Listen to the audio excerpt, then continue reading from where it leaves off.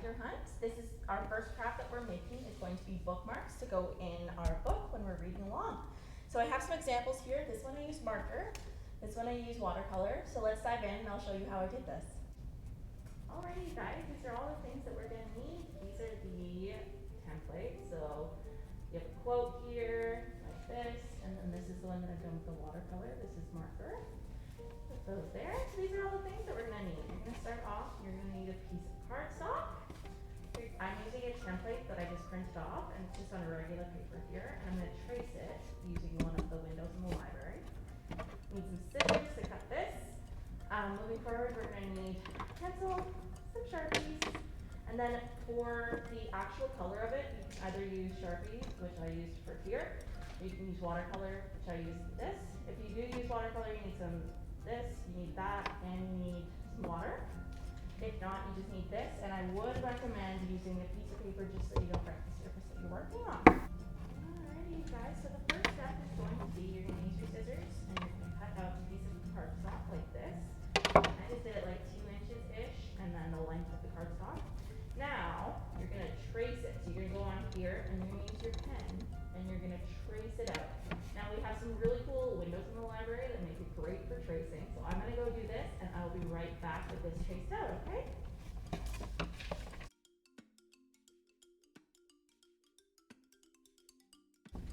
Alright, you guys, so now you can see I've traced this out to look like this. It actually looks a little bit better than that, but there we go.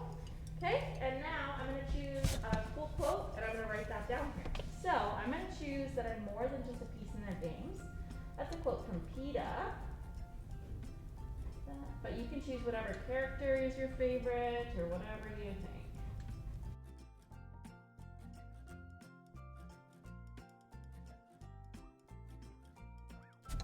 So now I've done this, so I have my quote here, I have this, we're all traced out. Now it's time to start either painting or using marker. I'll use my background here, and I'm going to trace this out.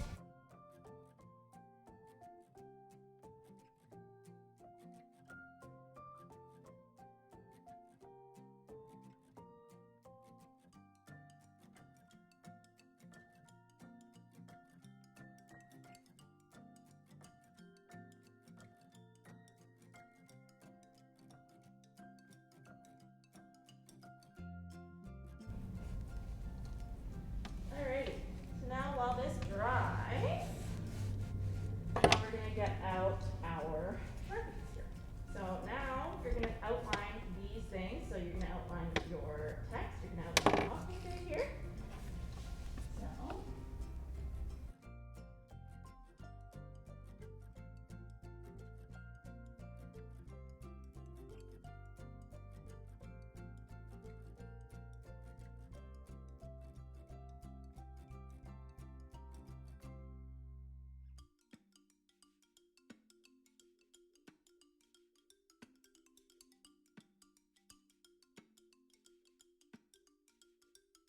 okay, so now you can kind of see the pencil background, but everything's filled in. Now I'm just going to quickly just go through here and just erase that pencil background. There we go. Awesome, we're going to get rid of that. Now, because I think that this would be super fun, we are going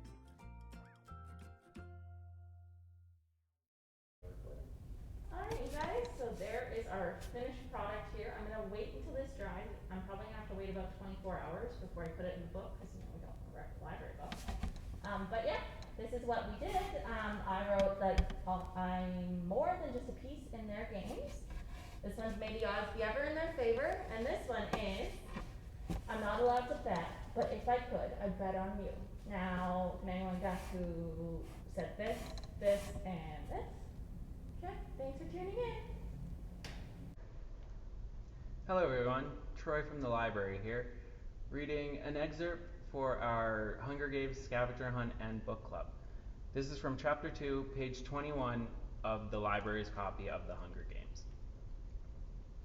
Somewhere far away, I can hear the crowd murmuring, unhappy as they always do when a 12-year-old gets chosen, because no one thinks this is fair. And then I see her, the blood drained from her face, hands clenched in fists at her sides, walking with a stiff, small step towards the stage, passing me. And I see the back of her blouse has become untucked and hangs over her skirt.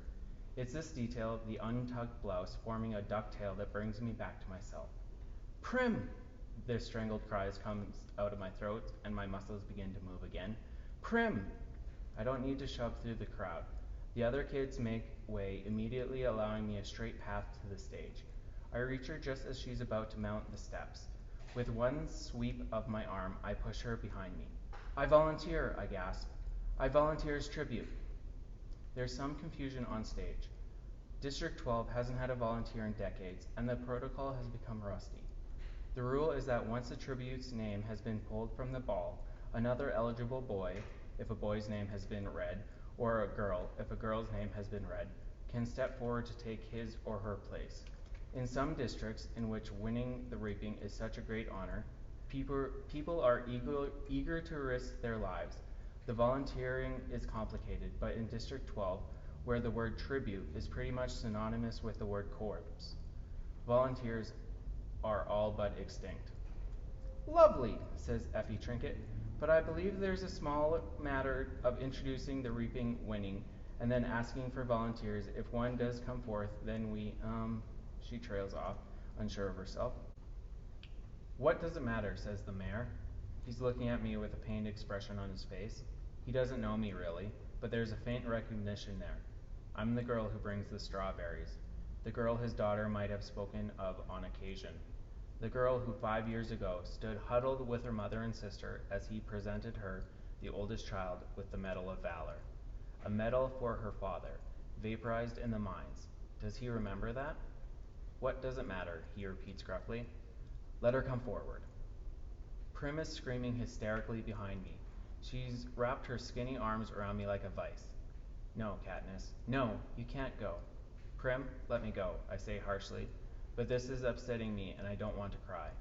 When they televise the replay of the reaping tonight, everyone will make note of my tears, and I'll be marked as an easy target, a weakling. I will give no one that satisfaction. Let go. I can feel someone pulling her from my back. I turn and see Gale has lifted Prim off the ground, and she's thrashing in his arms. Up you go, Catnip, he says in a voice he's fighting to keep steady, and then he carries Prim off towards my mother. I steel myself and climb the steps. Well, bravo, gushes Effie Trinket. That's the spirit of the games. She's pleased to finally have a district with a little action going on in it. What's your name? I swallow hard. Katniss Everdeen, I say. I bet my buttons that was your sister. Don't want her to steal all the glory, do we? Come on, everyone. Let's give a big round of applause to our newest tribute, trills Effie Trinket. To the everlasting credit of the people at District 12, no one person claps, not even the ones holding betting slips. The ones who are usually beyond caring, possibly because they know me from the Hob, or knew my father, or have encountered Prim. No one can help loving.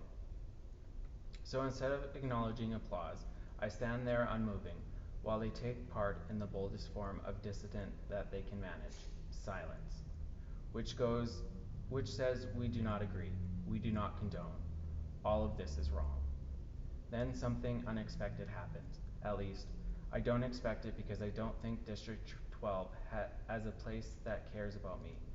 But a shift has occurred since stepping up to take Prim's place, and now it seems I have become someone precious. A first one, then another one. Then almost every member of the crowd touches the 3 middle fingers of their left hand to their lips and holds it out to me. It's an old and rarely used gesture of our district, occasionally seen at funerals. It means thanks. It means admiration. It means goodbye to someone you love. That was the excerpt of the Hunger Games Chapter 2. Thank you, everyone.